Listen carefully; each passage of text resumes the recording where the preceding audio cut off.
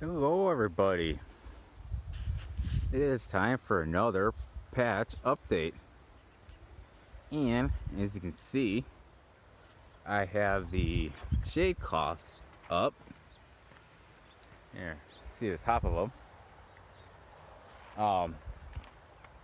Today got up to 91. Sunny and 91. And it's supposed to be basically like that all week, all the way through the weekend, with Friday being the hottest, which will be, they're saying, and I hope it goes down up to, I believe they said 97, which I don't like, but hey, we'll make do. We'll make sure these pumpkins stay happy. And so far these shade cloths work very well. The ground is actually still pretty wet from, not really wet, but still damp from when I watered it the night before, so and it's cooler down there, so it does do its job. So now I'm going to put you guys on hold. I'm going to pull these shade cloths back and start watering them. I just wanted to show you all the shade cloths fully deployed. So I will bring you back when I am done watering my plants. Alright, and we're back, everyone.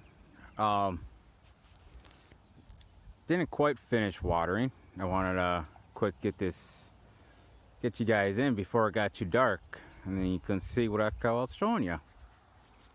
So here is the Barlow.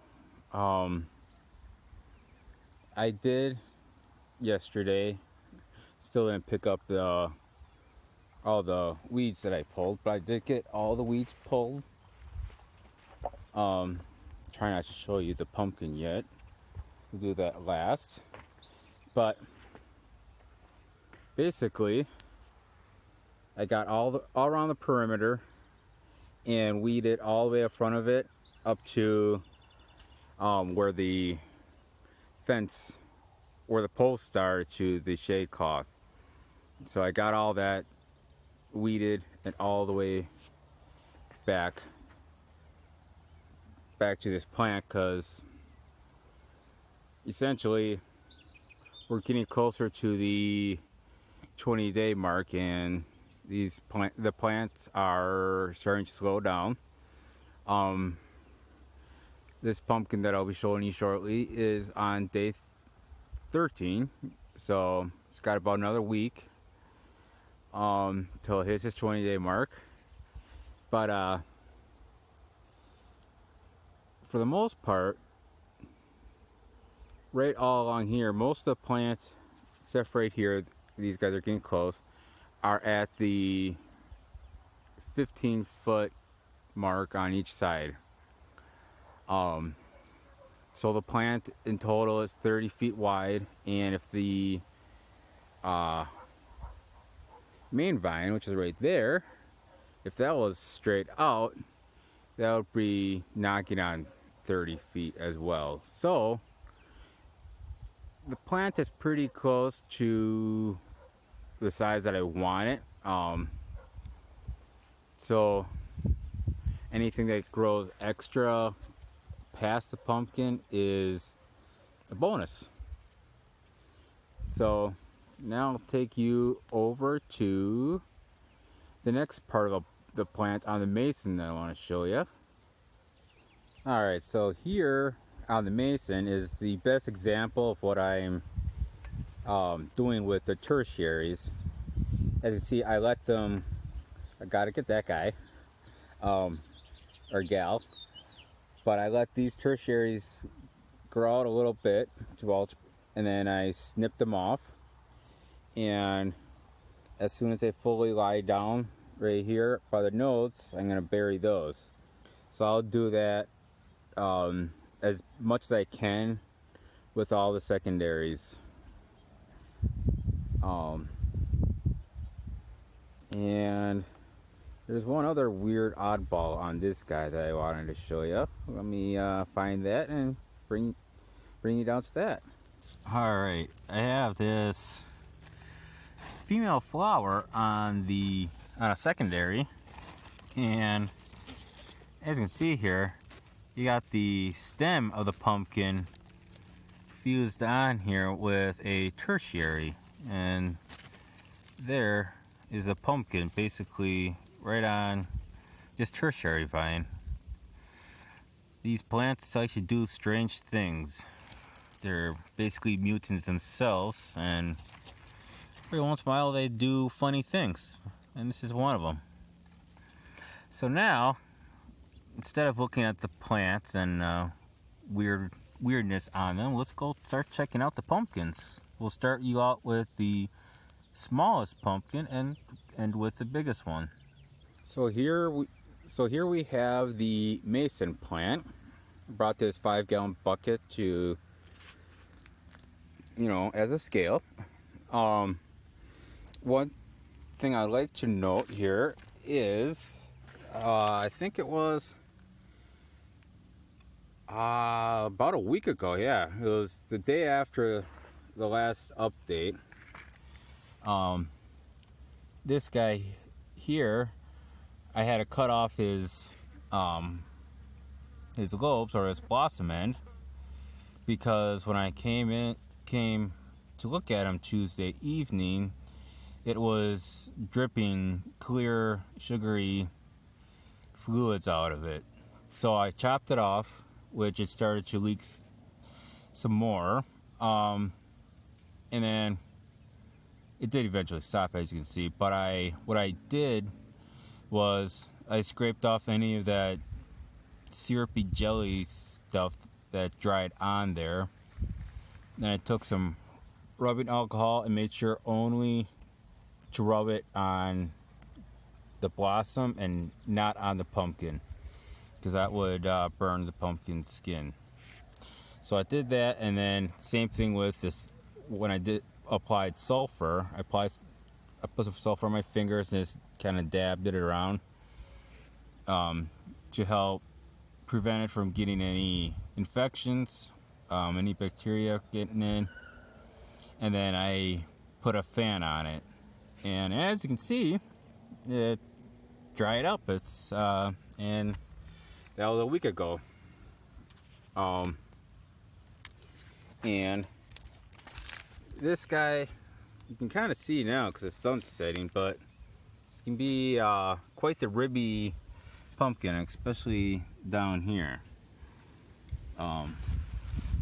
So got a little war wound right there, looks like, from when we put the cement board and the sand on underneath the pumpkin.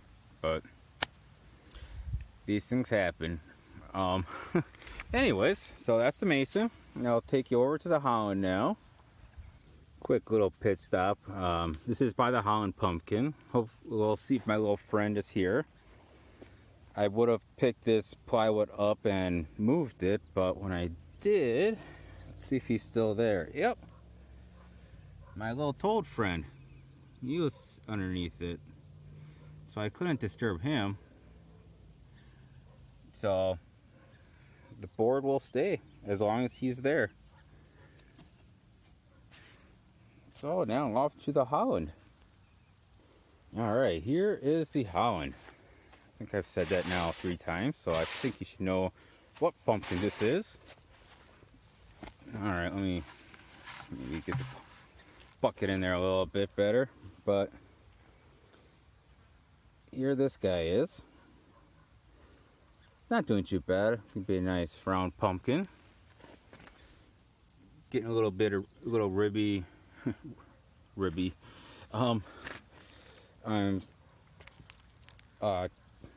Wow. We'll just start over. Nice round pumpkin with show some character in it. We'll leave it at that instead of trying to make up words. There you go, focus. But yeah, he's looking pretty good too. I think all of these are gonna be kind of peachy color. The mason might be a little bit more orange than this guy. This guy will probably be more in the, like I said, in the peach color. But yeah, all in all, he's doing pretty healthy. And we'll take you onto the Barlow. All right, now here we are to the not the Holland, the Barlow. This is my biggest pumpkin. He's a day older than the other two, so I believe he is on, God, is it 13 or 14? Either way, next Monday will be his 20th day. So, as you can tell, he's much bigger than the other three. Makes that 5-gallon bucket look dwarfed.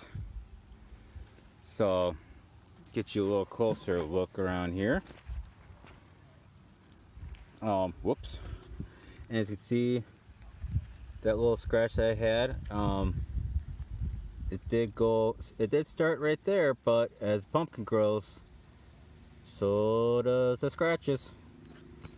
So, yeah. We'll just call her Scarface. And we had, I think that might be a little bug bite, possibly. But, yeah. And in actuality, this was a 2-gallon bucket. Ha ha ha ha. Here, I'll put the 5-gallon bucket back in there. Kind of wish that was really a 5-gallon bucket in there earlier, but he's still doing pretty good. I'll let you look at my notes from last year, see where my 1235 pumpkin was at this age. But yeah, there you have it, guys. Those are my pumpkins. That's how my patch is doing. Slowly making progress and weeding. I'm close to winning the battle of the weeds. I think we're approaching it, you can call it a tie. The weeds and I am both winning. I guess that kind of sounds good right now. But next week's update, I will hopefully have an estimated weight on this guy. Because that will be his 20th day. So that'll be exciting. And then yeah, that's about it, guys. Until next week. See you guys later. Bye-bye.